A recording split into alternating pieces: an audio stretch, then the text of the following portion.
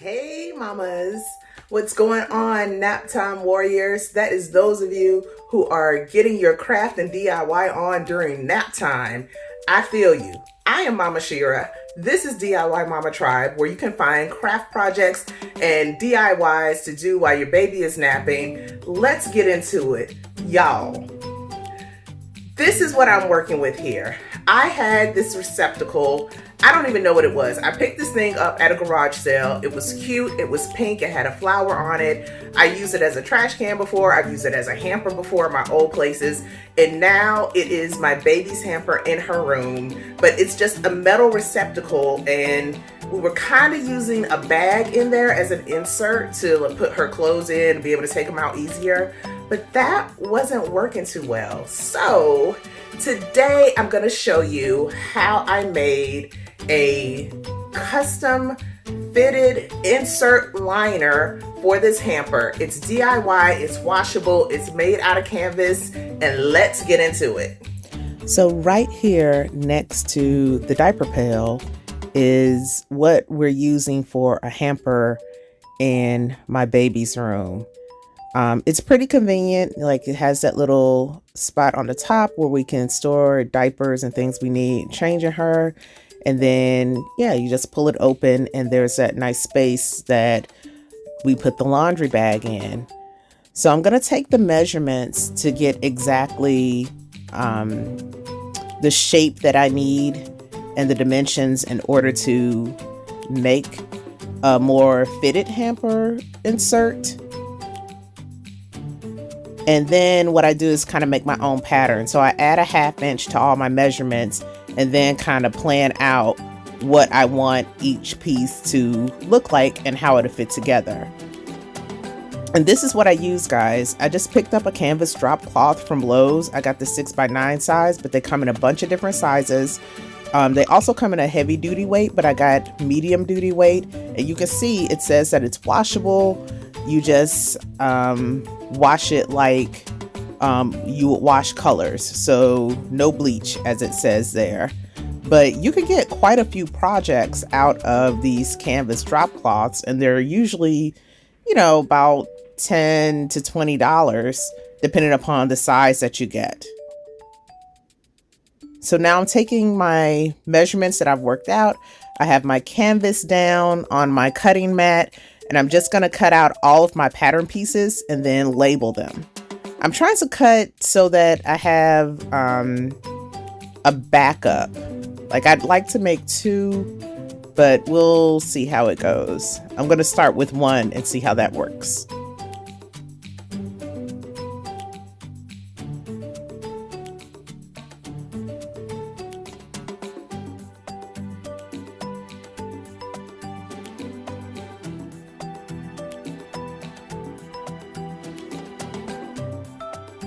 Lots of cutting.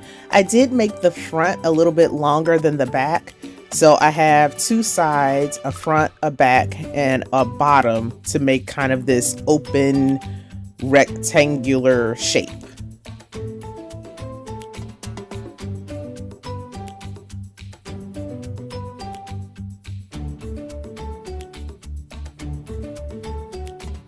So full disclosure, I did try this on my serger at first, thinking that, oh, this would be the best way to really get this overlocked, or rather the best way to make sure that it has a nice strong seam. But guys, this totally backfired because just the seams fell apart as soon as I took it off of the machine. They were just coming apart. I'm not sure if it was just too many holes or something in the side, but I clearly needed another strategy because that wasn't going to work.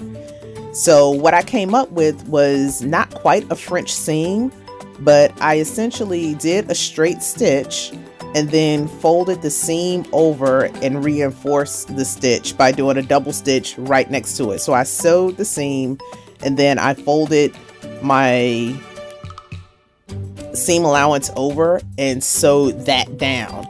And that worked much, much better. That was the super strong seam that I was looking to make. So you'll see me do it with every part. And that's just the front to a side, and that's how it comes out, like a little double stitch you have there. So again, you sew the seams. So I'm sewing first I sew the front to the side, then the two sides to both sides of the front. This sounds crazy. And then both of those sides to the back piece. So you get front side, back side, and then you sew that closed. But every single stitch, I'm going down the seams that I'm putting together, and then I'm folding it over and sewing the seam edge down.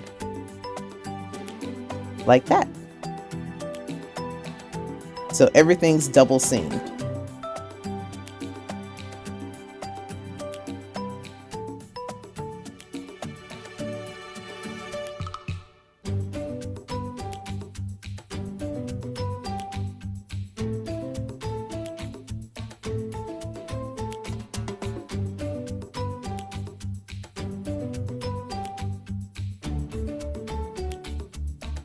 And that's the last one before I sew the bottom on. So what I'm doing here is, because I made the front a little bit longer, it goes beyond the seam. So I just fold it over about a 1/2 inch seam allowance, and I'm zigzag stitching that down because it's the extra long flap that I wanted to hang over the edge of the hamper.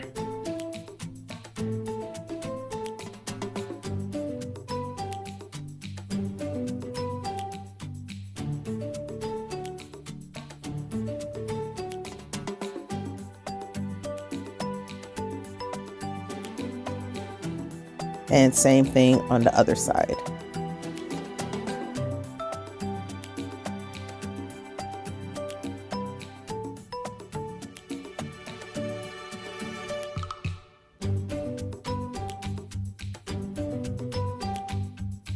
So now when you get to the bottom piece, if you're making something that's, rectangular or needs a bottom, it gets a little bit tricky, just in that you want to line the corners up with each of the 4 seams.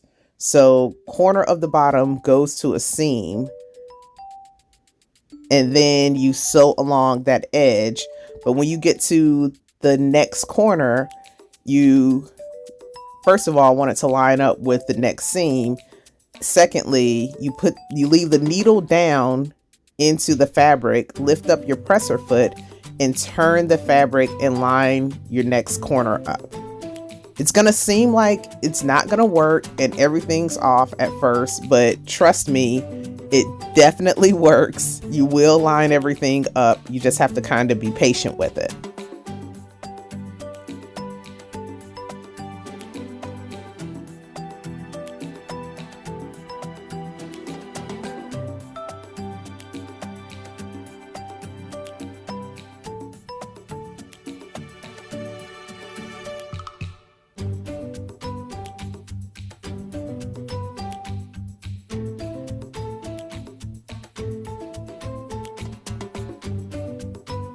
And you see that's the bottom is actually coming together.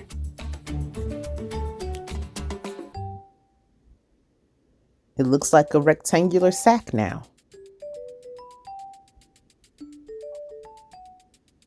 And then of course I have to go around and fold all of those seams over and do that double stitch that I did on every other seam for this hamper insert.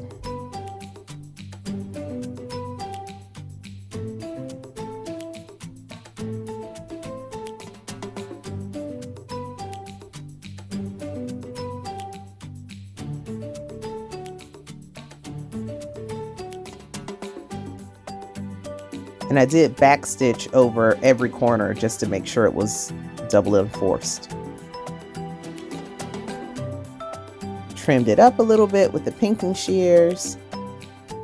And then this is mostly done. I cut off some of the edges that were already pre-hemmed on the canvas and use that as handles. So I just zigzag stitch some handles on either side for both the front and the back, actually. Although I guess you could put them on the sides instead. Point is, you want to be able to pick it up by something, so put some handles on it.